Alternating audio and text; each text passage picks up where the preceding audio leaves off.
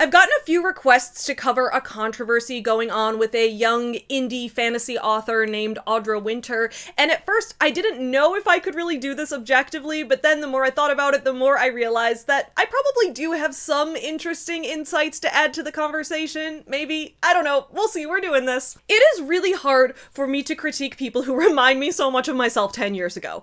Queer, autistic girl boss, building her empire, representing people like herself whose special interest turns into her passion, which turns into her career. If anything, I thought to myself, Audra Winter's biggest crime was being too successful too quickly. That was my first inclination, but no, that is absolutely not entirely true. Audra Winter's biggest crime actually seems to be that she is horrible at taking criticism, and she lacks the fundamental understanding that books exist to entertain readers, not solely to fulfill the author's dreams. But also, there's a part of me that's like, what 22-year-old isn't terrible at taking criticism? When I was 22, you couldn't even convince me that I didn't need a 4th tropical sunrise margarita at Chili's, or that I didn't need a 3rd hit off of some frat guy's oversized bong and a 2nd glass of whiskey before going out in public, or that drinking alcohol for dinner every night does count as disordered eating, or that smoking cigarettes was bad for you. So it's not super surprising to me that a 22-year-old is struggling to accept that her writing isn't very good. And if you're like, wow, Savvy, you had really bad judgment at 22. Yeah, I did. I'm being honest about that. I did. And you know what? If a lot of you are being honest with yourself, you probably did too. Or you know what? Maybe you didn't. Honestly, a lot of you probably had better judgment than I did at 22, in which case I am very proud of you, and I also envy you, because there are a lot of things that I wish had sunk in for me at a much younger age. But one thing I'm grateful for is that when I was 22, there was no TikTok. Unfortunately, in Audra Winter's situation, bad judgment at 22 didn't just fade away when she turned 23 and got her first job in her desired industry that humbled her beyond belief, because Audra Winter almost made it as a successful writer right then and there at 22, only for that world to then crumble around her. And God, this whole thing just like, it really hurts for me to watch, because damn, if TikTok had been a thing when I was 22 with my unmedicated ADHD and my terrible impulse control issues, that could have just as easily been me, or maybe it wouldn't have been, right? Maybe I'm being too hard on myself. Maybe I never would have had a situation like this happen to me, because, you know, for all my faults, I have always been fairly decent at taking constructive criticism and using that to improve, and I have always been pretty good at caring about my audience's experience of reading my books rather than just my experience of writing them. So today, I want to delve into the Audra Winter situation, knowing that I'm tackling this from the perspective of someone who's both very disappointed in her behavior, but also someone who I think can kind of understand her motivations, even if her resulting actions were a mess.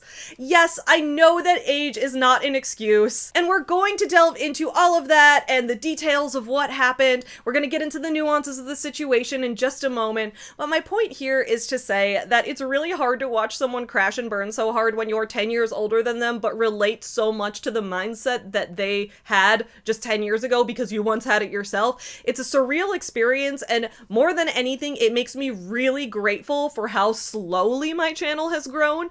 The overly passionate, naturally confident, neurodivergent boss babe with big goals, lots of stories to tell, a huge agenda, and a very little self-doubt is a combination that I know very well.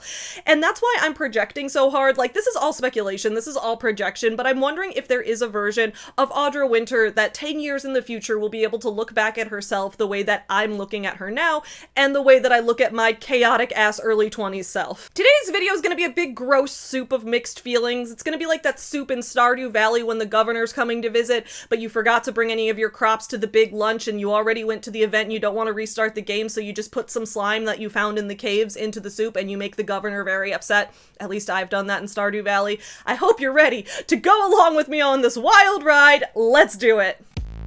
Get you some nuts. Yeah, you effing. Up yours, woke moralist. We'll see who cancels who.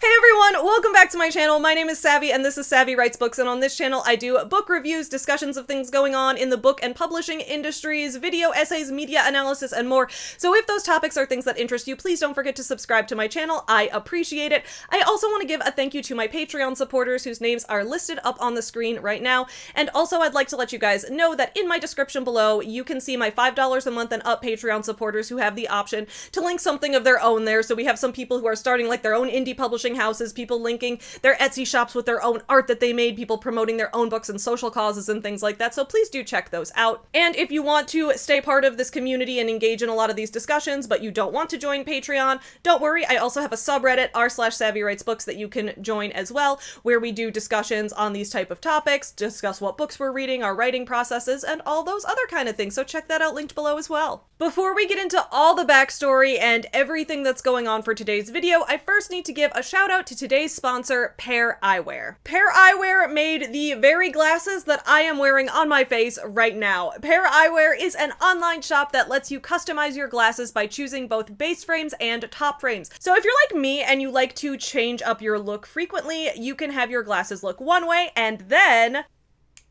snap on a new pair of top frames and get an entirely new look. For my base frames, I chose the Murphy in the clear color. I thought it would be fun to have clear glasses, especially because with Pair's top frames, I can just snap on a new pair of top frames to change up the color of my glasses anyway, and also I found that I think clear glasses really do look pretty cute on my face. I also liked the shape and style of the Murphy because I have a big head and I often have trouble finding glasses that fit my head well, but these came in wide and they fit perfectly, so I am super happy with them. Just the other week, I was at a music festival where I was pretty much walking around with only what I could carry in my pockets, so I was really glad to have these glasses while I was there because it meant that if I wanted to put on sunglasses, I didn't need to have an entirely separate pair of prescription sunglasses with me. Instead, I could just snap on a pair of sun tops over these already prescription glasses. At the music festival, I mostly wore the Galaxy sun tops, which I thought looked super cool with all my outfits,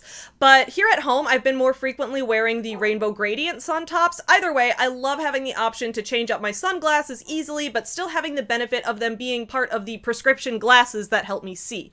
Shopping on the Pair Eyewear site is super easy with convenient features like the virtual try-on, plus it's really fun to browse the big selection of frames and sunglass styles and everything. So if you'd like to try Pair Eyewear for yourself, please head to my description below where you can use my link to get 15% off on your first pair of glasses with my code SavvyWritesBooks15. I hope that you enjoy your new glasses as much as I've been loving mine, and I hope that you have fun trying out some new glasses and sunglasses styles to wear outside as summer draws to a close. Thank you so much to Pair Eyewear for sponsoring today's video, and don't forget to check out that link in my description box below and use my code SavvyWritesBooks15 for 15% off on your first pair of glasses. Now, let's head back into our video. Who is Audra Winter? Audra Winter is a 22-year-old BookTok creator who first went viral as a teenager for discussing a new book that she had. The book was based on a fantasy system that she'd been world building since the age of 12, creating a new universe where people and their fates were based on their zodiac signs. Now, disclaimer, I have not read the book, and I don't intend to. The reason that I'm not planning to actually review that book myself is that I'm not a huge high fantasy reader, and as a result, I don't think that my review would actually be as insightful as a lot of other creators' reviews have been. So if you'd like to see more in-depth reviews from creators who have actually read the book, I have some recommendations for you guys. First of all, I highly recommend Meredith Navako, who has done 2 big deep dives on this whole situation and has brought lots of evidence, and I just highly recommend her. And also Reads with Rachel, who's a friend of the channel. I think she's awesome. She's also read the book and gives a pretty in-depth analysis on her channel of what's going on here, so I'll link their videos below. Like I said, it's hard for me to remain totally unbiased in my reporting on this because Audra, like me, is a queer autistic woman trying to break into the world of being an independent author and entrepreneur. I do think some of the backlash she's gotten has ignored a few of those pieces of her story, but at the same time, I think those pieces of her experience don't negate the fact that she has been very hostile with those trying to give her genuine advice and constructive criticism. So Audra herself is not innocent in this situation either. I think it's a little bit complicated. Overall, I want this video to be a place where we can look at Audra's story through the lens of constructive criticism and what we can learn about the dangers of fast internet fame, how in the indie author world there is often this huge pressure to focus on marketing and entrepreneurship, sometimes to the detriment of the book itself, and the pressure that young neurodivergent women often feel that they must become successful at a young age, almost with this need that we have to prove ourselves to the world. Audra Winter first went viral on TikTok as a teenager when she announced this book series that she was working on, which got a lot of potential readers excited. It began in 2021 when she dropped the following TikTok, which received nearly 3 million views. I've taken the audio out of the TikTok because it's from the musical Hamilton and I didn't want to get copyright claimed, but the text on the screen says, "I have worked on my young adult fantasy novel about the zodiac signs for over 6 years. Started in 7th grade when I got an idea to write about a world centered around the zodiac. Self-published the first version when I was 14, rewrote the first book 3 times, wrote over 500,000 words for the series in the span of 6 years. The Age of Scorpius is complete at 109,000 words. Get ready." And the comments on this video instantly expressed excitement for Audra's upcoming book. Audra is now 22 years old in 2025, meaning that when that TikTok first dropped, she was likely only 17 to 18 years old. And you can tell she looks really young in this. And she mentions in the TikTok that she first began working on this at age 12, self-publishing her first draft of the book at age 14, but she's chosen to redo the series as an adult, and I honestly think that makes sense. Audra has been very open about the fact that she's autistic and that the fantasy world she's created is her special interest, which in some cases can make for wonderful storytelling. When a creator has that extreme level of passion for a project, they can create these really in-depth worlds that readers can really immerse themselves in and fall in love with.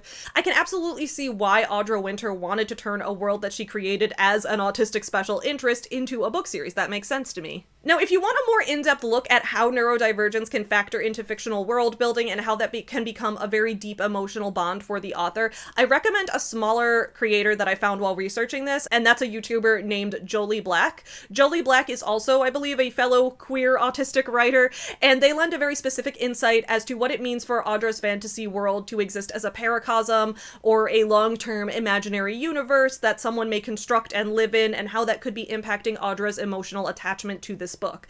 So I'll link that video below. I highly recommend taking a look at it because the video really delves into how paracosms work for neurodivergent people on a sociological level, and I think it's one of the most in-depth videos on that aspect of this topic. I think the biggest problem came from Audra gaining too much fame on TikTok too quickly at too young of an age, combined with her inability to take criticism and change her writing, instead choosing to double down and remain on the defensive. Audra soon gained a pretty big TikTok following. This past April, she went viral once again when she stitched her old TikTok from 4 years ago with a new one announcing that her book was now available for pre-order. Hello, it's me from 3 years later. This book is going to be published next month in May, late May, and you can get it now signed hardcover copy on the TikTok shop. I've linked that below, but also as soon as the cover is finalized, it'll be going up on Amazon for pre-orders. I've already sold about 230 copies signed here on the TikTok shop after less than 2 weeks, and I have a team of 15 artists working behind this book.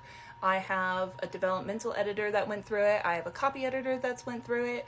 The book went through a literary agency at one point, and then I switched over to self-publishing, but I never stopped working on that book, and now it is ready for the world. And the pre-order process went really well for Audra. She received over 5,000 pre-orders for her book, which for a debut indie author is nearly unheard of. I also want to address another thing that a lot of people have been confused about in this process. Audra says that Age of Scorpius is her debut novel, but also mentions that she self-published a book in the series at age 14. So a lot of people have been like, wait, wasn't that your debut then? How is this your debut novel if you already published one of the books when you were 14? That doesn't make sense. And yeah, that on the surface that really doesn't make sense. I understand why that's confusing, and I understand why a lot of people started finding Audra kind of untrustworthy here. Was she lying to us? Why was her story so inconsistent? And yes, it is possible that Audra might be a liar. In a bit, I'm going to get to some of the other discrepancies in her stories that have quite validly caused a lot of readers to start distrusting her. For example, Audra has said in the past that she originally had an agent for this book and she was going to pitch it to traditional publishers, but in the process of working on the final draft, her agent stopped representing fantasy novels, so her agent dropped her, and then she decided to self-publish instead to maintain the integrity of her original world.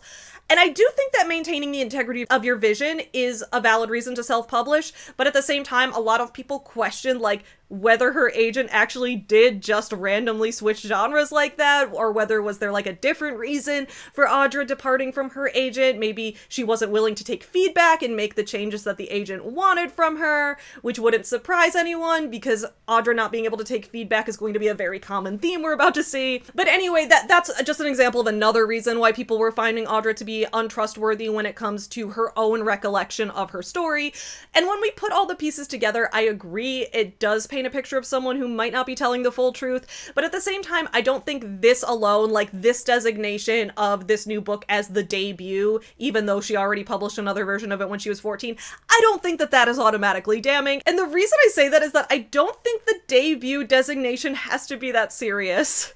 I think the traditional publishing industry has put such an emphasis on the debut novel that as a result, people start putting so much more importance on it than it really requires. And that could just be because I'm an aging millennial stoner, but I'm at the point in my life where I think we can just be a little more forgiving of everyone. Like, if you want to redo your debut, I don't care. Like, it doesn't make a lot of sense since, like, technically a debut is supposed to be your first book, but also, like, who cares? If you publish something as a literal child and nobody read it, then for all intents and purposes, let this be your debut do-over, your debut over. Why not? Like, who does that really hurt? Let me give an example real quick of what I mean by this and why I feel this way. When I was in college, I directed a lot of student films, and one of the movies I directed, I spent months on. This was, like, one of my biggest projects of all of college, and one of the lead actors in it was really fantastic. She was an incredible actress, and this was her first movie. She'd done like stage acting, but this was the first time she'd acted on film. And the final product was a movie that I was really proud of. We showed it at student film premieres. It was a lot of fun. So then after the school year was over, I tried to start submitting this film to festivals, and it didn't get accepted anywhere. For all intents and purposes, after we graduated, people forgot that this movie existed. It did exist, and it became something that we could use parts of in our reels for getting other jobs, but it didn't ever go anywhere or make a splash as a movie on its own. Years later, I went to a film festival. And this actress that I'd worked with was in one of the movies featured in the film festival, and I was like, this is so cool, we get to see each other again. I was really excited to see her success in this movie. And then I looked at the program for the festival, and I saw in her bio that she was listing this movie, the one we were seeing at the festival, as her first movie, as her film debut. And at first I was like, wait, hold on a minute, this is not your film debut. I directed your film debut, where's my credit? But then the more I thought about it, I started to realize, like, that movie I directed didn't go anywhere. That movie has barely any public record of even existing. There is no reason for that actress to consider that movie to be her film acting debut. And honestly, if I were to direct a new movie in the future, it would make perfect sense for me to consider that future movie of mine to be my directing debut as well, because, you know, when you do small things in the past that don't end up going anywhere, it makes sense that you can count them as practice. At least I think so. So anyway, debuts don't have to be as cut and dry as people try to make them. In my personal opinion, it's fine if you feel differently. I'm totally fine with getting rid of debut as a designation because I don't think it's valuable, and it really only serves to pressure authors to either like hold off on releasing a book and getting their career started, or feeling hopeless if their one chance at a debut happens to flop. Regardless of what you do or don't consider a debut, Audra was marketing this new book as a debut, and she quickly received 5,000 pre-orders. And my point is that this surprised everyone, including Audra herself, that she sold so many books right off the bat. And this is the part where I say, good God, am I glad that I did not sell 5,000 copies of the first book that I put out. I much like Audra, okay? I was 23 when I published my first book, and that book is aggressively mid. It helped me learn about the self-publishing world. It helped teach me about e-commerce, about how authors can connect online and build their own fan bases and connect with their readers. But I am so glad that I got to move through that process, learning it slowly through trial and error as I practiced it. Writing, publishing, marketing, all of those things are skills with fairly steep learning curves, and that's why it's good to be able to learn them and gain skills slowly as you go. For me, it's been most productive to learn those things through experience, which is why I'm glad that I started my publishing journey at 23 years old, but I'm also glad that I didn't receive any massive actual success as an author or an online creator until my early 30s. I needed that time for trial and error, for seeing what my viewers and my readers like, what they don't like, refining my approach with feedback and criticism, and that was a process that I had to do slowly over the period of a decade. Audra soon began adding more and more bells and whistles to her book, like sprayed edges, custom original art commissioned by a growing team of visual artists, and more. And then, this past June, the book finally released. Readers finally received their pre-ordered copies of Audra's book in the series, the first book, Age of Scorpius. And instantly, once readers opened up the book and started reading it, everything flipped for Audra overnight. Because, according to the readers who had pre-ordered the book, who were excited for this story, who had high hopes for this new series, the book kinda sucked. What went wrong? Alright, so we're gonna get into this in depth, but let me start by saying this. Audra's age is simultaneously an explanation for what happened and at the same time not an excuse. When I've talked in the past about creators making bad mistakes and attributing it to them being young, a lot of people tell me, well, just because you're in your early 20s doesn't mean that it's an excuse for delivering shit products to people who pay for them. And yeah, I agree. That's 100% true. At the same time, though, it is also true that people in their early 20s are not as good at their chosen careers as people who have more experience. That's not ageism. That's not saying that no young people are ever good at their jobs. There are plenty of people in their early 20s who do deliver solid products. Many people can do that, but at the same time, careers like writing are lifelong journeys of consistent self-improvement, and as a result, it is normal to expect younger writers to still have more to learn. I was also once in my early 20s wanting to conquer the world as the coolest indie book girl boss ever, but with age and experience, you slowly learn what works and what doesn't, and you slowly learn where your own limitations are, where you need to expand on your skills, how you might need to grow as a creator yourself. I think there's a real issue with the world as a whole valuing youth as much as it does, especially in the book world. Again, I'm just shocked at the emphasis everyone wants to put on the debut novel. How is your debut going to hit? My debut book wasn't very good. Each book I've released since then has gotten better, and in my opinion, that is how a career is supposed to work. You're supposed to improve slowly with age and with new experience. But that can be difficult when you're in publishing, which is an industry that values the debut so much as part of an overall world that values youth so much, especially for women. When you grow up as a neurodivergent woman, especially one who loses yourself in fictional worlds as a coping mechanism and an escape from the cruelties of the world around you, it's very easy to secretly hope deep down that you might be a prodigy. Maybe I'm alone here, but I feel like a lot of autistic women can relate to how badly we just wanted to be a prodigy growing up, especially if you were a nerd and you had specialized knowledge or specialized abilities in certain areas. It's just easy to very badly want to believe, especially when you're young, that the reason you're different is that you're special. You want all of that passion and obsession and marginalization you've endured through that passion and obsession to pay off, and you want it to finally come to you even though you're at a young age. At least that's how I felt 10 years ago when I was Audra's age, and I do think that neurodivergence can come into play here. I'm gonna get into more in depth of what I mean by that when we review some more of Audra's TikToks, but I think when you grow up autistic and you don't pick up on social cues very clearly, but you are constantly told verbatim out loud, stand up for yourself, be who you are, don't let anyone change you, if anyone is mean to you, stand up and tell them who's boss. It's natural to take that very literally when your brain is inclined to take things literally. I say this as a fellow overconfident autistic woman who took way too long to realize that the don't change for anyone, stand up for yourself no matter what. That advice was not meant for me. I'm gonna break down what I mean by that in a little bit, but I think this is a topic that isn't discussed enough. I also have another video to recommend on this specific topic, and it's by the channel Cozy Creative, and it talks about the experience of having this world that you develop at a young age that you become really attached to, and when you create these things in your youth and you just can't let them go. I really appreciate how this video by Cozy Creative looks at how, when compared to a lot of other books that exist in the world, Audra's writing isn't really that bad. Like, it's not good. Let's be clear, there are a lot of issues with it. It deserves critique. People are well within their right to give the book low ratings and to give it negative reviews. There are plenty of valid issues with it. But there has kind of been a disproportionate backlash to her writing specifically when there are millions of other books that are just as bad coming out every year, and people who are active in small writing communities see these books and read them all the time. Like, when I read a little bit of the first chapter, I was like, yeah, this isn't good. There's a lot of clear issues and it's confusing to read, but also like, I've read worse. But that could come in part from how quickly Audra gained fame and then how irresponsibly she handled criticism, which we're also going to get into shortly. After Audra's book release, reviews started flooding in. The book currently, as of the time that I'm writing the script for this video, maintains a 2.33 star average on Goodreads, which is not great. It could be worse, but it is well below average. If you have a below 3-star average on Goodreads, that does often indicate that your book has totally flopped. The review she got said things like, 1 star. To say it was poorly written, poorly developed, and poorly edited would be an understatement. She's even misspelled her own made-up words. The characters are especially irksome, all flat and flawless with the exception of Avia, who is obnoxious but not nearly as bad as the other characters made her out to be. Kaya comes off like a bully and a busybody for getting involved in Avia and Rika's sister relationship, though the narrative paints her as righteous and noble. None of them are likable, and for all the authors talk about emotions, nothing these characters feel comes across as earned in any way.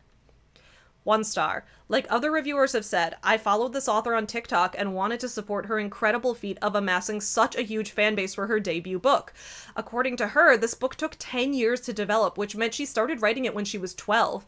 As someone who wrote many stories when she was younger, the entire saga behind this book spoke to me. I really wanted to support indie. Unfortunately, the writing is painfully juvenile and left me deeply disappointed. Finishing the book was a chore. As a whole, the concept intrigued me and I respect the amount of work she put into marketing. However, there were a large amount of grammatical errors coupled with terrible sentence structure, which made me question if it had been edited.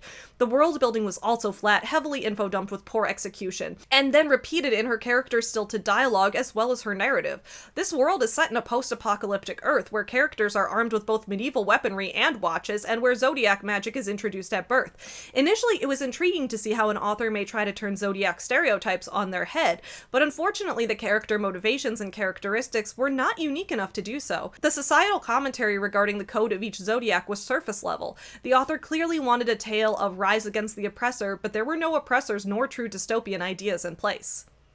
3 stars, so this was one of the more positive reviews. From the start of this book, I felt like I was missing information and context. It was almost as if I had accidentally picked up the second book in a series and not the first. In the beginning, the book lacked minor details such as basic character descriptions, but then over-explained other things. This issue continued as we met more people and I failed to connect with who they were. I thought the character development in general could have been improved, perhaps with split point of views to develop a better understanding of everyone's background. For me, this caused the twists in the book to fall flat when they would have had a greater impact if revealed later in the series when I had more attachment to the characters.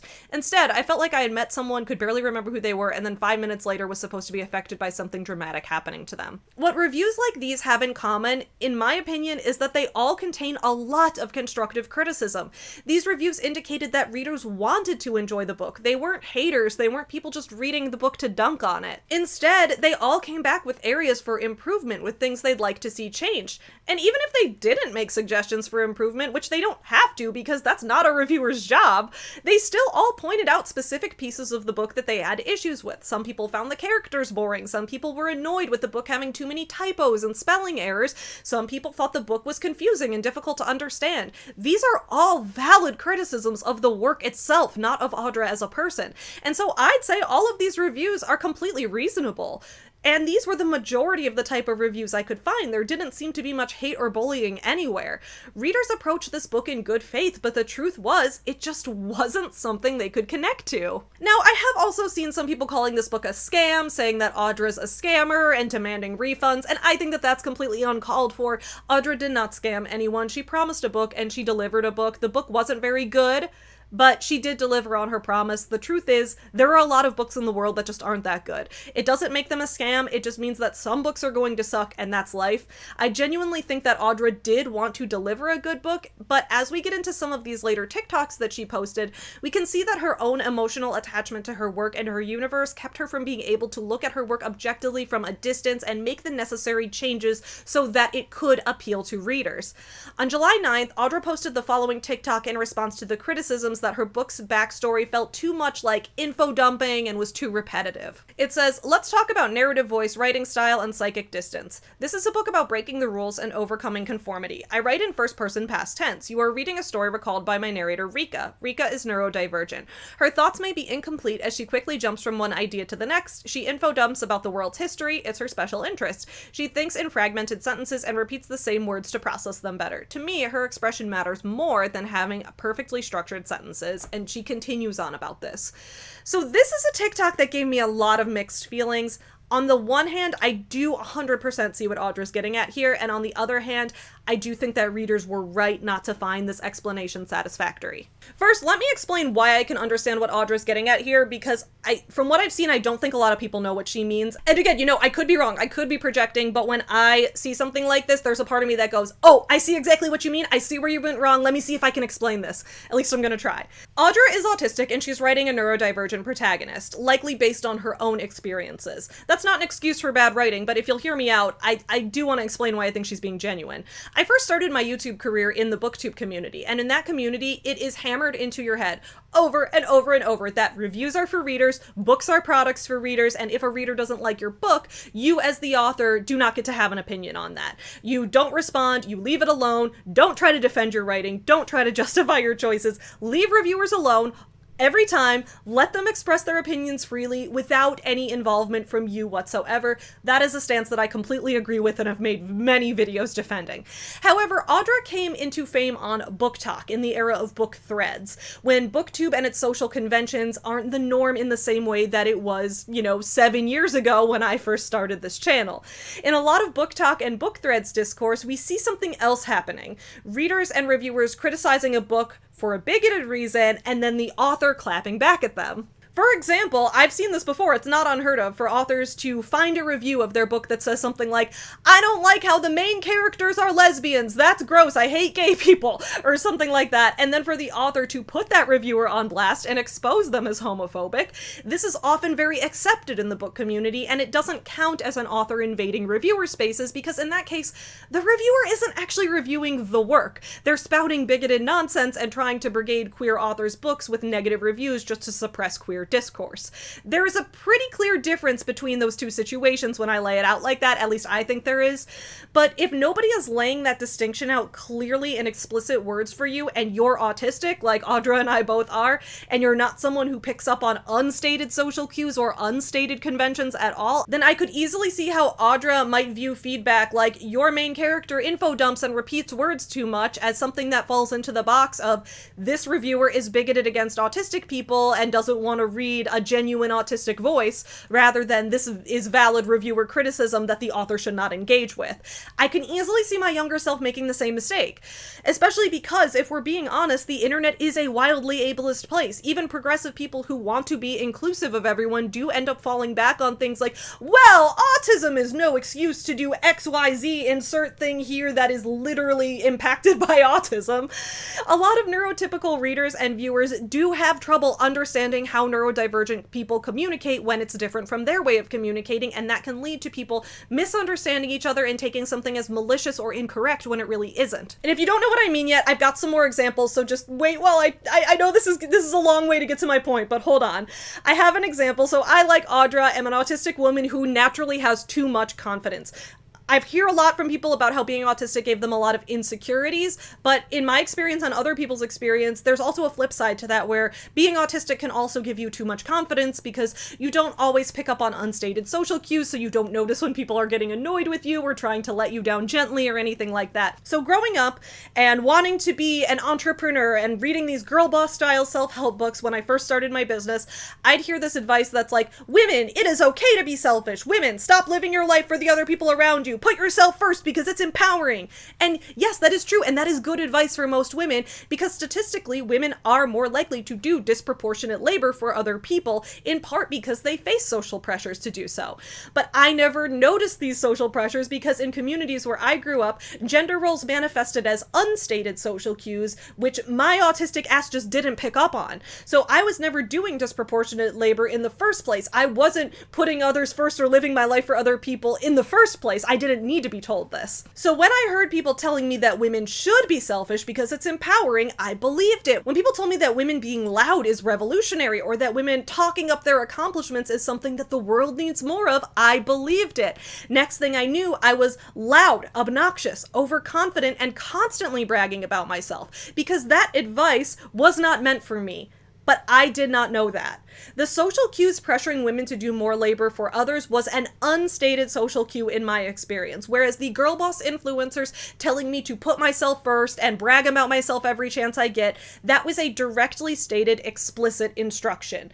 I was able to understand only the directly stated explicit instructions because that is a way that autism impacts me personally. So I spent a lot of my 20s being, for lack of a better word, a selfish asshole, and I totally thought that it was normal and good to be this way because I was told directly that women are always subconsciously putting others first all the time, but I was never doing that in the first place, so that advice was not for me. But because I never saw any direct, explicitly worded differentiation, I didn't know that that advice wasn't for me. I spent the past few years now trying really hard to learn how to balance my own self-empowerment while also, finding when I do need to put other people first and do things for other people and not be so full of myself. And just to be clear, autism was not an excuse for me behaving in such an arrogant way. It was an explanation as to why I ever got the idea that it was acceptable to behave that way. But at the same time, if people found my behavior off-putting and they didn't want to spend time with me because I was annoying, that was valid. That is a valid preference for them to have. They did not owe me their time, and they were well within their right to dislike that behavior. That was not ableist of them. That is them exerting their own boundary.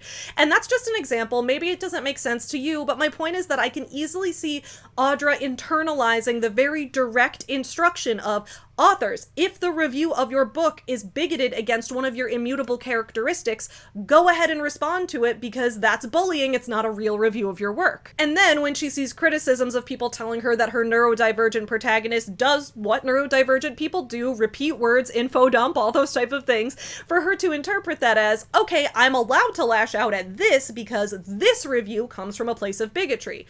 I don't think that Audra's interpretation of the situation is correct. In fact, it much like my misunderstanding of the girl be selfish advice that I heard during my girl boss days, I think Audra is misunderstanding the intent of the feedback and misinterpreting it based on her own worldview. But I don't think that this misinterpretation is malicious, if that makes sense.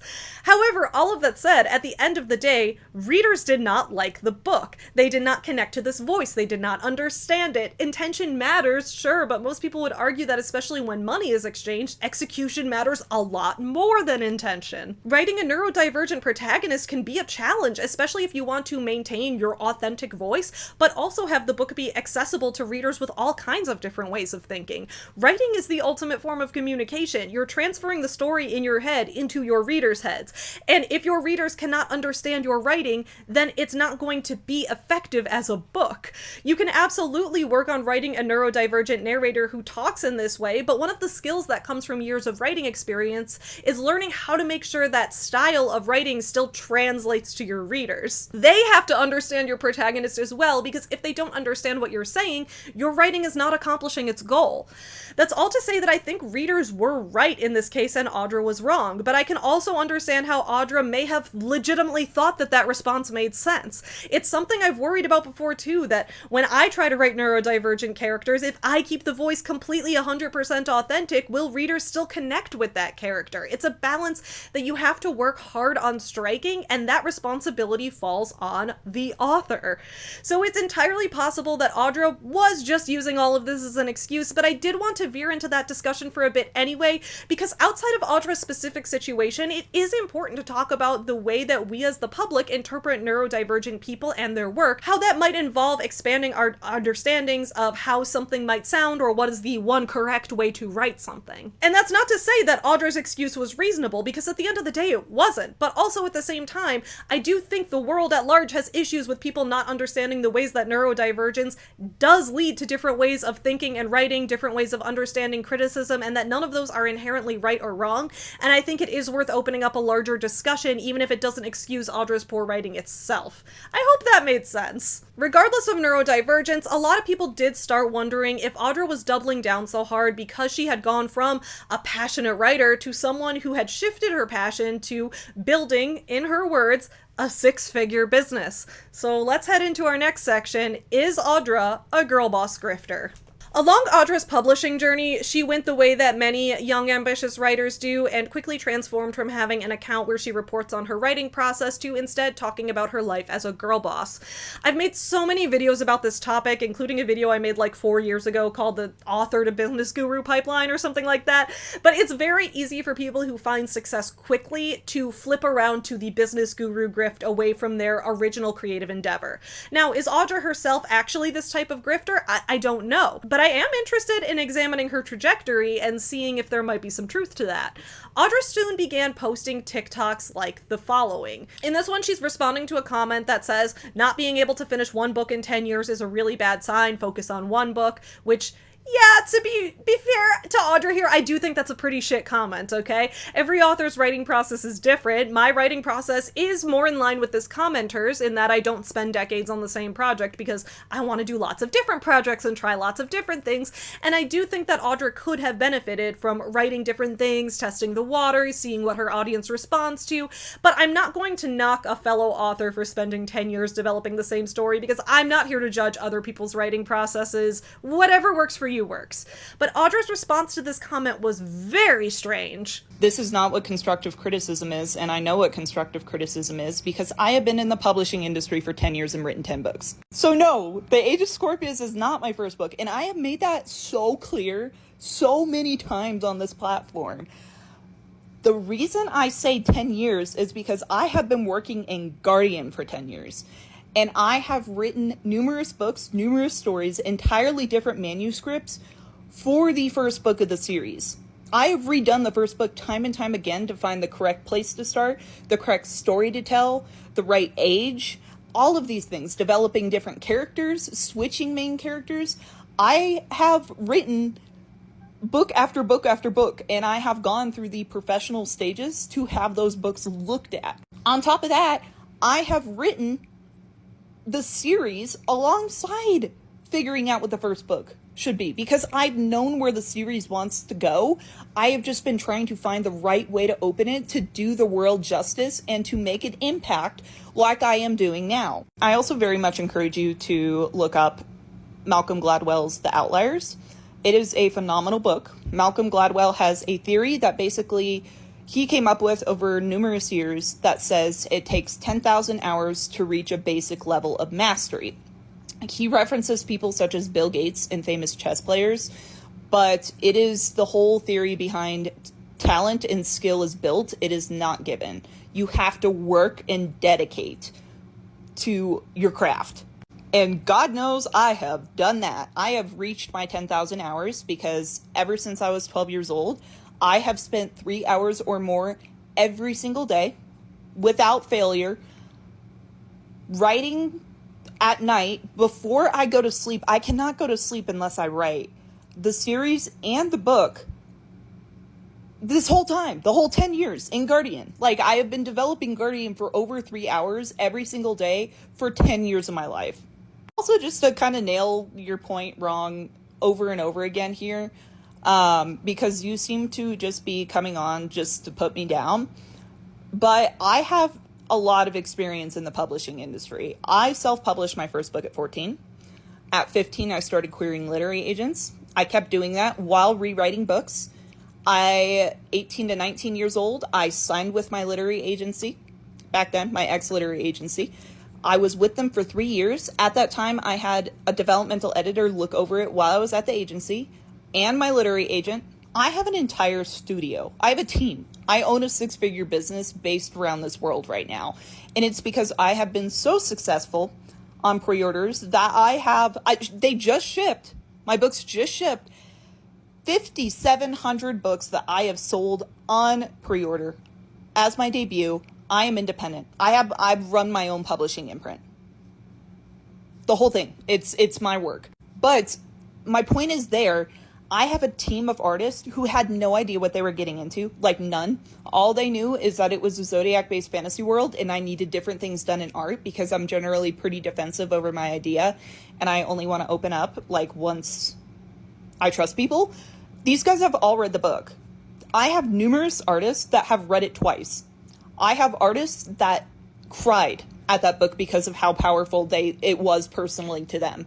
All right, there's a lot to unpack here. First of all, this is another reason that I think Audra would have benefited more from slow growth and slowly learning to understand how to respond to criticism, because taking this type of defensive tone with your readers is only going to alienate them.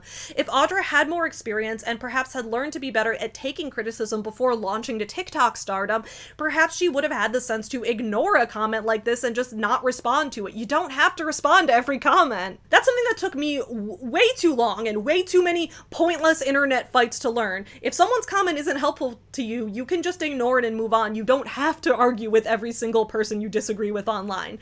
But in her response, a lot of the things she said started concerning her followers. For example, what did she mean by she's been in the publishing industry for 10 years? Normally when someone says they've been in a certain industry for a given amount of time, they mean they've worked there professionally. They've done that for pay for that amount of time.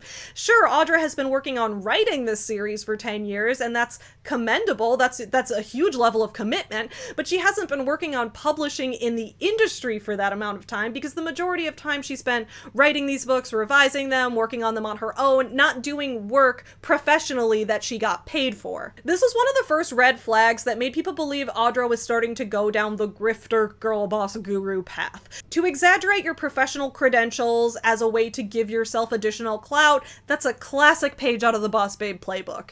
Then, the next grifter red flags came from citing Malcolm Gladwell. Now, I don't have anything against people who like Malcolm Gladwell. I think his work veers into the pseudoscientific too much, and it does tend to attract a certain type of capitalist reader, but he also does have a general audience appeal, so I'm not going to blame average everyday people for believing him, even though I think he's pretty sus. I have read the book Outliers as well. In fact, I reviewed it on this channel a couple years ago, and in that review, I laid out how, yes, I do see how this book appeals to people. I can see why someone would read it and be taken in by its message, because the book does make sense on the surface, and it does provide a lot of interesting explanations for things that previously seemed like a mystery. But much like a similar book, Freakonomics, and other type of airport books like that, as the guys on the If Books Could Kill podcast tend to call them, Outliers relies too much on oversimplifying its evidence to create neat, well-organized conclusions to issues that are just messier and more complicated than that.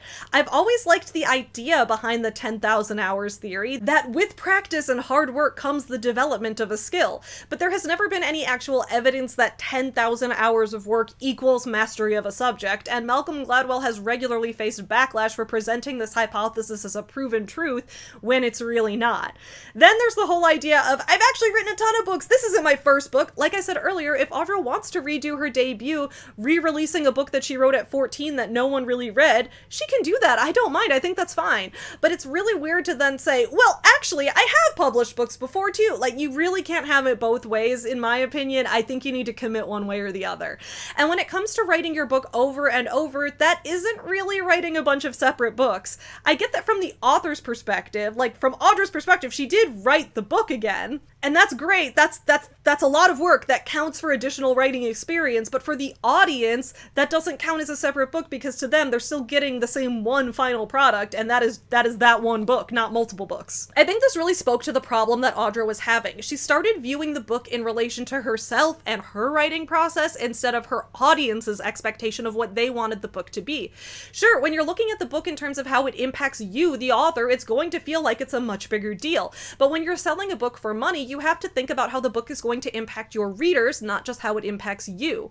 At the end of July, Audra seemed to finally accept that her readers were not happy with the state of the book, and she posted this on TikTok. It was brought to our attention today that the ebook for The Age of Scorpius has many errors that cause its quality to be subpar in comparison to the paperback and hardcover. In my rush to release the ebook, I did not proof with the same attention and care I gave to the physical copies. I am deeply sorry for the disappointment this oversight has caused. We have temporarily removed the ebook from sale and plan to re-release it with all art included, as well as technical improvements and fixes to its content. Since the Kindle preview was the previously available sample, we will be re-uploading a free sample within the next 2 hours as scanned pages of the first chapters from the hardcover. It will be posted publicly to our Patreon for easy access and linked at the top of my link tree. Additionally, we are actively working to update the Amazon and Barnes & Noble standard paperback copies with a higher quality second revised edition. Once released, those who have purchased the first edition will be able to request a code on our website for a free digital copy of the second edition. Additionally, I am seeking a second opinion from a third editor on potential editing improvements. Earlier this year, I hired 2 experienced editors to developmentally and copy edit The Age of Scorpius. Their names are in the acknowledgments of the book. Prior to these passes, The Age of Scorpius was in revision with a literary agency, critique groups, beta readers, and various publishing professionals. However, we have heard you. There is always room for improvement. We greatly appreciate the encouragement to seek further feedback to polish the revised second edition and strive to ensure a comfortable reader experience. During this time, I will be taking a small break from posting. My overall health has been deeply impacted and affected by the expectations for me to respond to criticisms and critique less than a month after my first new release. Posting intentionally harmful criticisms on my page directed to me with the demand for me to answer puts me in an uncomfortable position as an author. Though I vastly appreciate all reader feedback and advice, I have in turn received alarming, hurtful, and misconstrued harassment intended to cause harm to me and my team. With increasing safety concerns, it is in my best interest to step away from audience engagement. I cannot say thank you enough for all the support and feedback I've received thus far. I have been showered by unconditional love, kindness, and patience as I learn and adapt my way through a new path in publishing. In just a few months, I have unexpectedly become a new business owner for a creative studio with 20 plus contractors and employees. My aim has always been to uphold and foster a positive community of creatives who love creating and developing Guardian as much as I do. There is nothing more in my life that I care so deeply about than bringing joy to others in the form of storytelling while operating a collaborative space for many dedicated and passionate artists. I am 22, there is still much for me to learn, but in the meantime, I am doing everything I possibly can to deliver a product that properly reflects the love put into this project on behalf of myself and my team.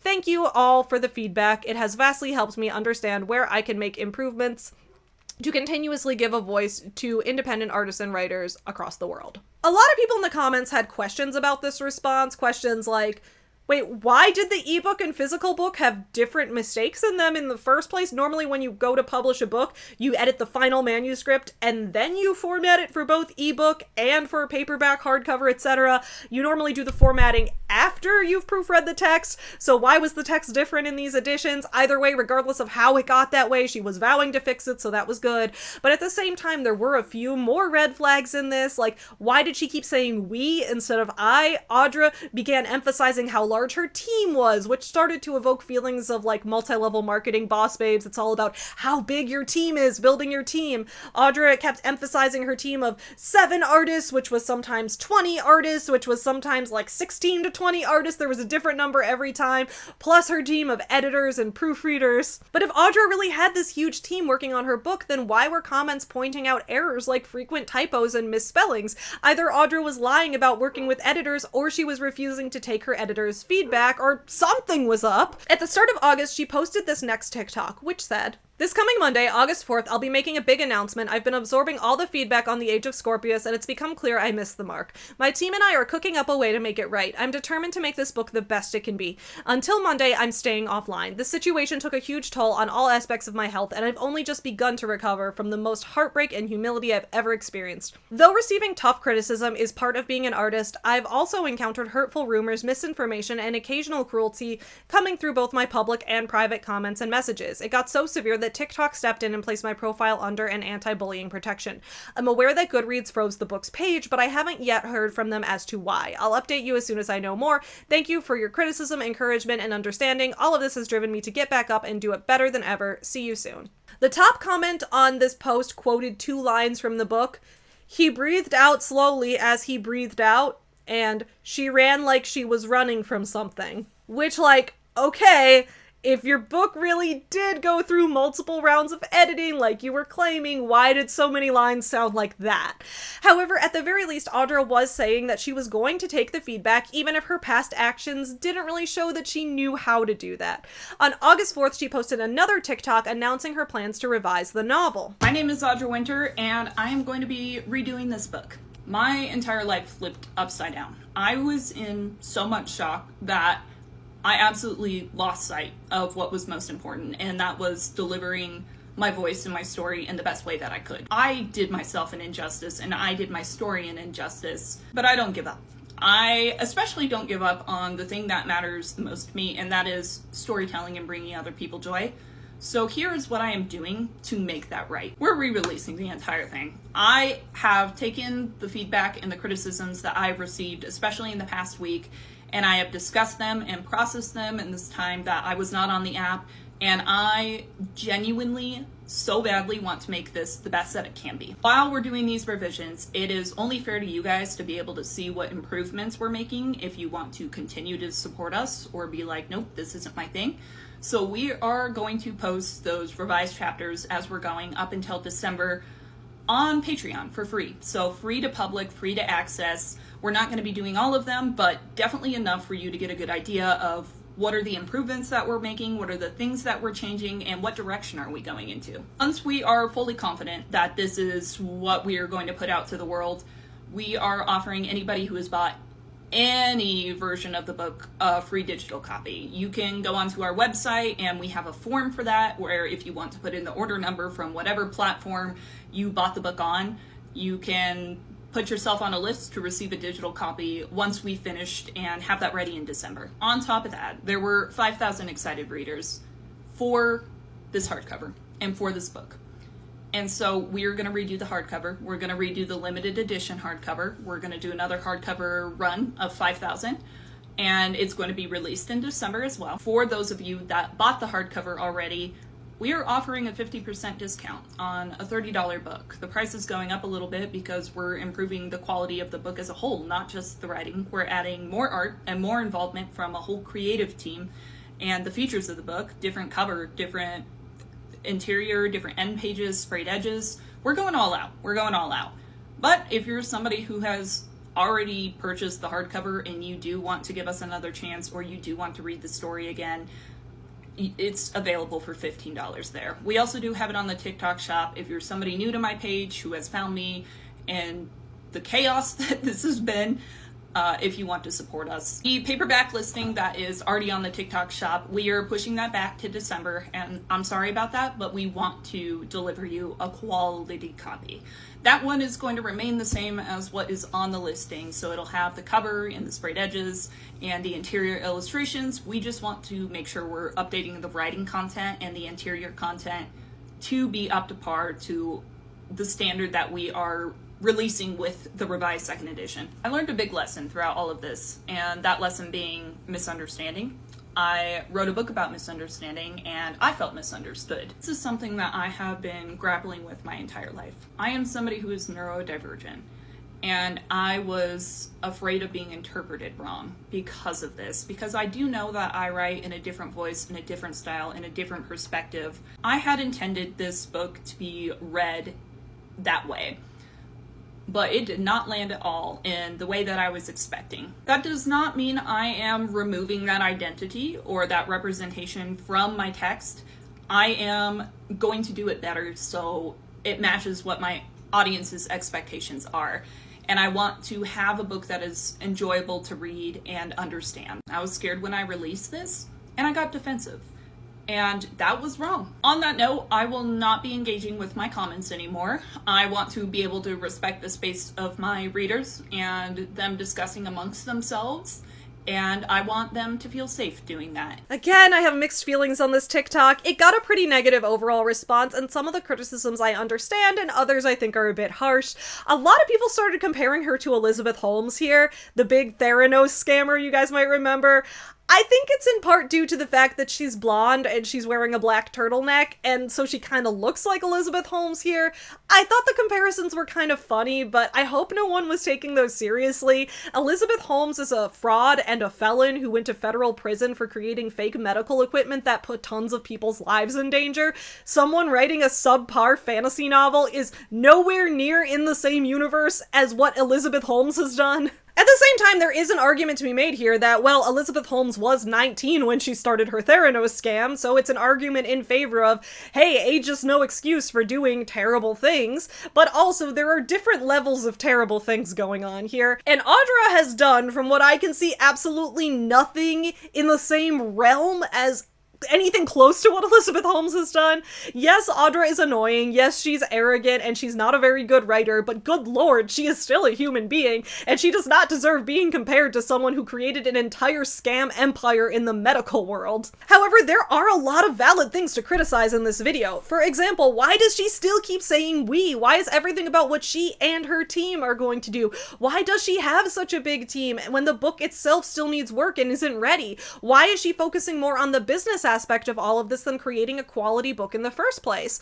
Also, if the book had already gone through multiple rounds of editing like she claimed, then why did she think recruiting a new editor was all of a sudden gonna fix everything? If she already had multiple editors, but hadn't heard any of this very common feedback she was getting yet, then was it possible that she had just been refusing to listen to her editors? Was she going to address that piece of the issue? Once again, people weren't confident that the new revised book was going to be any better than the copy they'd already received.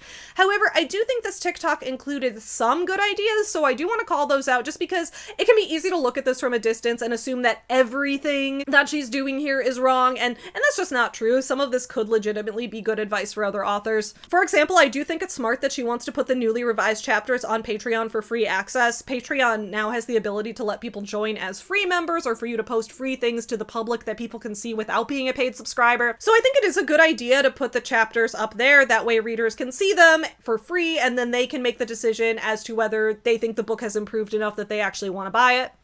So that's a decent idea, but even among the good ideas like that one, there were multiple other things she said that showed she didn't really understand what her readers wanted from her, or maybe she understood and was just refusing to make the changes, I don't know.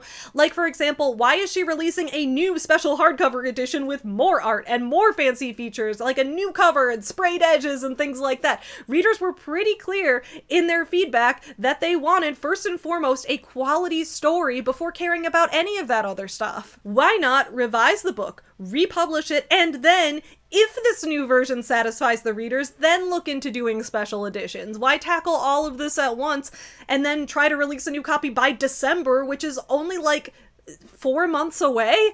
That just isn't enough time to do all of this and do it well. Keep in mind, Audra spent 10 years developing this world and the stories that exist in it, so why would she think that she could suddenly fix all of these mistakes in a matter of 4 months when this has been such a long-term project already? It just seems like she wants a quick fix so that she can move on from this controversy, when in reality, problems like this aren't solved that quickly or easily. They require lots of time and effort, and not from your team, from you. Next, on August 11th, Audra released another TikTok to go over her revision process and timeline, and it showed once again that she wasn't really listening to what other readers wanted her to fix. My name is Audra Winter. I am the creator of the World of Guardian, and today I am coming on here to talk about a couple of pretty large updates. We are pushing the release date of the second edition of AOS into March.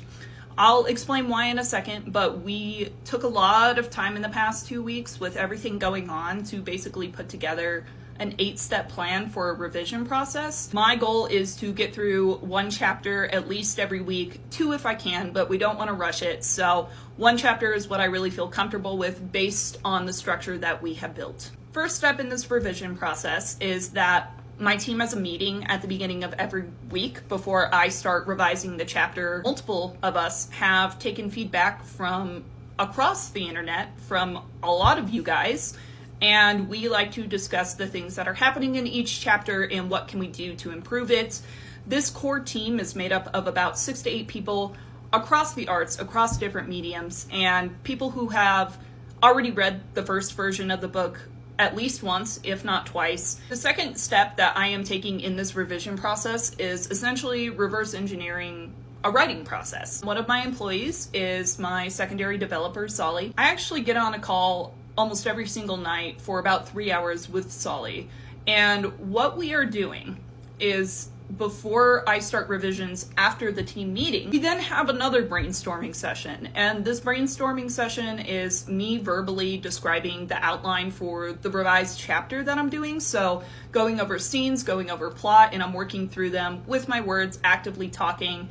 And Solly helps me to develop, change ideas, shift things around. But what Solly also does is Solly is an artist. And so Solly will literally draw these things while I am outlining and do some concept art for this chapter. I am then writing descriptions based off of that art, which is really, really cool because it's fun to have visuals while you're writing. And the fact that I can have visuals of the things that I am writing is even cooler. Third step, simple. I rewrite the chapter. This I do by myself because it's my writing and my story. Fourth step, the entire team goes over it again. So if there's any changes that need to be made in the storytelling, I'll do that and I'll adjust it. Fifth step, we are bringing on an in-house copy editor and proofreader. This is not just somebody from our audience. We are only hiring somebody with a lot of experience in editing, preferably somebody who has been both in self and traditional publishing, and we're going through a lot of applications. That copy editor will also do some line edits, and after they're done with that, we're going to do a one-on-one discussion and apply those changes. Step 6 is that formatting. So our formatter, Joe, he was the person who did all the formatting on the first edition of AOS, is going to go in and re-put that file into the book format. After Joe does that, it will then go through another round of proofing. So somebody that has not been involved up to this point will go through and look at that brand new finalized chapter to make sure there are no errors in the actual book file. And if that was not enough proofing, we are taking the entire creative team And at the end of all the finalization, we're going to go through it and check one last time if there are any errors at all. You heard me mention in the last video that there would be some changes in the artistic content in the book itself. And that is because that core team of people that help with feedback and making that outline, while I am revising and while the copy editor is editing, those people love doing the art for this thing. So they're just going to go in and do some really cool things that involve artistic storytelling along with literature-based narrative. So we're incorporating elements such as different like page borders, and we're doing that because there are scenes in the book where like it's a recollection of a memory, and so making that obvious by like art and outlining the page is going to be really cool. We're basically approaching this in the most artistic and creative way that we can, between how can we best revise this book based upon what it needs, what do we need for this book, what have we heard from people, and then what can we do to make it extra special and make that storytelling really shine as a team. And so that is how I built that 8-step revision process. Okay, a few things here. First of all, why does your entire team need to meet every week before you can revise a chapter? Why not just meet with your editor? Why do the artists and the formatters and everyone else need to be involved in the revision meetings? If I were an artist hired as a contractor for this project, I'd feel like I was wasting my time going to meetings that don't have anything to do with my role in the project. Second, why are you having nightly meetings with one of your artists? If that's part of your creative process and this person likes being a sounding board for ideas, again, that's fine. You do you. I'm not going to tell you how to do your own writing process, but to the majority of viewers, that sounds very strange. And it's probably not necessary for you to lay that out for us when it doesn't really have anything to do with the revision of the text itself. Now, I do understand the concept art idea. So for me, I create concept art for my books in the form of dolls. Let me show you. Right here with me, this is Kira, the doll who represents the main character of my upcoming YA novel. This doll right here represents her love interest, Simone. The book's called Not Straight. It's about being gay and about scoliosis. And it's also coming out next summer. Now, as I've worked on revising this book, I've taken Kira to various places with me. I've set her up in different poses and different outfits. To me, it feels kind of like I'm being an artist who's posing like figures in different poses and sketching them. I also created an entire outfit collection for her, like a mock American Girl doll collection, which I thought would be fun for marketing photos and also as a way to help me visualize the specific descriptions I'm giving her, and just because it's really helpful to have an additional sensory component to the writing process, especially when you're autistic. So I do really understand that part of Audra's process as well, because like I relate to it with this right here. I can understand how this process would be helpful to Audra. I don't necessarily think that it's wrong, but I also don't think that readers necessarily care what the specific part of the writing process looks like, because to them, what matters is knowing that she is committed to changing the text. And from the outside, all this focus on the other people that she's involving in the process just feels like a distraction. Next, though, what is up with step 4? Why does the entire team, including cover artists, graphic designers, layout artists, everything, why do they all need to review the revisions for each chapter? That seems like an unproductive waste of time. Like you could use that time instead meeting one-on-one with your editor, because that's the person you should be developing the text revisions with. In the book publishing process, it's good to specialize. Someone whose specialty is doing the cover art doesn't need to be involved in the revision of the text. In my experience, most cover artists would be annoyed at having to go to that meeting because they're not really involved in that part of the process. And that's not to say that there's one right way to release a book or that you can't try doing things a different way, but I just don't see the reason for this. It seems like it's wasting time that could be better used with Audra and her editor working alone together, getting to the heart of the matter and the heart of the revisions. At the end of the video, she mentions that her entire creative team is going to proofread the book, which again isn't necessary. Proofreading is important, proofreading is necessary, but why are you having the artist proofread the text? That's confusing. What's the point of that? Now, I'm not against Audra's idea of adding more art in theory. I think trying new visual styles of storytelling within the book could end up being really cool. I don't necessarily think it's bad that she wants to add things like page borders and additional art into the book to signify different parts of storytelling, but what I don't think makes sense is for her to be worrying about that here and now before the final revisions to the text are even done. The video really starts to feel like her priorities are completely out of order, which could explain why the book fell so flat in the first place. These TikToks hammered home that the core issue here was likely Audra's struggle to know where to prioritize, and that her goal of being a six-figure entrepreneur with a huge bombshell of a book was becoming her goal above releasing a quality story. Remember the Audra we saw years ago, the teenage girl who had binders and binders full of notes and writing and rewriting. Where's that girl? What can we learn? I have an idea where that girl is, okay? I think she got caught up in the marketing frenzy of what it means to obtain and maintain the nearly impossible goal of quick online fame. Let's be real, it is hard to maintain a following for your books. I actually can say that I've been in the publishing industry for close to 10 years because I published my first book at the beginning of 2016 and we're now heading into 2026 within the next few months, and I can empathize with Audra. It's scary to put your work out there. It's difficult to find your target audience and make sure that book gets in front of them. And when TikTok is offering you a fast track to an audience who wants to read your work, I can absolutely see why you jump on that. But it's also so easy to get caught up in the world of influencer fame and being an entrepreneur that you lose sight of what's really important, your book itself. And I'd be lying if I said I didn't sometimes fear that something like that could happen to me. I started this YouTube channel almost 7 years ago as a way to document my own writing journey, review the books I'm reading, take viewers through my writing process, and promote my own books. But during the past few years, the income I make from YouTube has far surpassed the income I make solely from my books. And in a way, that's made me more of a professional content creator or a professional YouTuber or, God, dare I say, an influencer than it's made me a writer, despite me having more than 15 books published and having worked as a freelance journalist for nearly a decade and having a master's degree in English. So it's kind of weird to watch your priorities almost need to shift just as a way to keep yourself afloat as a creative, especially in an economy that doesn't prioritize creative work as something financially necessary. When I was Audra's age, I would have given anything to have the quick, easy fame she got. I used to get so frustrated every time I put out a new book to have a small audience, maybe a couple dozen to a couple hundred readers at most,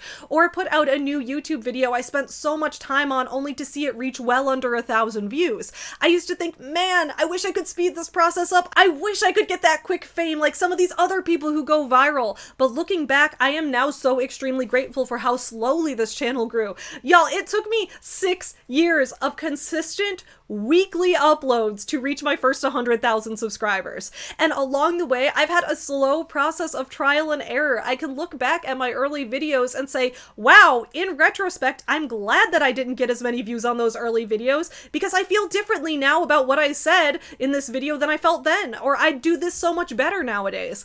And I feel the same way about my writing. Sure, Audra did spend 10 years working on this world, but she spent 10 years working on it for herself. She didn't spend 10 years revising it with an editor or running it past beta readers or slowly learning what her audience does and doesn't like and what does and doesn't work. When I was 22, I found that prospect so daunting, the idea that it would be years of slow, hard work before I saw any payoff. But now at almost 33 years old, I'm grateful that the process was like that because it made me a better writer, a better video creator, and just a better overall creative and person who can relate to my audience. And I'm sure that 10 years from now, my writing will be way better than it is today, and I'll look back at the stuff I'm putting out now and say, I can do better. And I think that's how it should be. That's why I think one of the lessons we can learn from this mess is that part of the problem is the overall social value we place on youth. The prospect of finding quick success at a young age is exciting, especially when you're in a world that tells you the older you get, the less chance you'll have to ever make something of yourself. That's just not true. I used to be so afraid of aging. I used to be terrified of getting older, of entering my 30s. Actually, that's a lot of what my book One Final Vinyl is about. It's about the fear of getting older even when you're still young. And the older I get, the more I've been able to let those fears wash away. I hope Audra gets to have the same experience. I think it's more than fair for readers not to want to support Audra's work. After all, she's shown time and time again that she's terrible at taking criticism and that she isn't truly committed to delivering a quality product. She's shown that she thinks she's already a master of writing with all that 10,000 hours bullshit. And she doesn't yet seem to understand that she, like most young writers, still have a long way to go before being able to create a finished product that readers will find satisfactory. She doesn't deserve bestseller level status for her first book. Most authors don't. None of us are entitled to that. At the same time, I don't think this needs to signal the end of her writing career. Thankfully, Audra Winter seems to be a pen name, so she can always restart under a new pen name with a new book in the future. She's proven that she is capable of the drive and the passion it takes to create an expansive world and write a ton of words. I don't think she should give up. In fact, I hope this motivates her to take a step back, learn from her mistakes, and do better in the future. And if she does try to publish again in the future with good revisions, I do hope she'll get a second chance. Because at the end of the day, while the situation is disappointing and while Audra does have a lot to learn, I'm gonna say it, this also isn't really that deep. The truth is, a lot of books that come out just aren't that good. It's the same for movies and music and every other creative field. I watch a lot of low-budget movies that suck, and low-budget movies that have a lot of heart and soul. I've read books by indie authors, traditional authors, you name it, books that suck, books that have no heart, books that feel like cash grabs, and also books that make a huge emotional impact on me, and books that are somewhere in between, books where the author's passion and intention was very honest and very real, but the execution ultimately failed, whether due to lack of experience or whatever else. It's a thing that happens. I hate to say it, but it's really not that deep. Sometimes a person's work just isn't that good, and we can hope for it to improve and get better, but that doesn't make them a scammer. Now, I will say Audra's response to all the criticism sets off a lot of red flags, but they also do give some insight in what it feels like to be a young, ambitious creative who got too big too fast and doesn't know how to handle that level of fame or that level of backlash. At the end of the day, I think there are multiple different factors at play here simultaneously. When you're an autistic writer with extreme levels of passion for your work and you shoot to a level of internet fame that you are not ready for, things can get messy very quickly. The issues here are systemic as well as individual, which is true for pretty much every conflict we discuss here. I hope Audra really does take the feedback she's received to heart, and I hope she spends some time working on her writing. With a more open mind, I do think she has the potential to become a great writer, but she does have to be willing to accept that her writing needs work and that getting criticism is not the same as bullying or hate. I'm also really curious about your guys' opinions on this topic as well. This has given me so many mixed feelings because Audra is someone that I can really sympathize and empathize with, but it's also really difficult to watch her handling this so badly, and I can see why people's patience for her is running out. I think that's absolutely warranted, but I want to know your guys' opinions on this topic as well. I've got more book reviews coming soon and more videos about a variety of other topics, book community related and otherwise, so I'm looking forward to seeing all you guys again for more videos. In the meantime, though, hope you have some good time reading and writing, and that you have a good start to your weekend. Bye! Get you some nuts.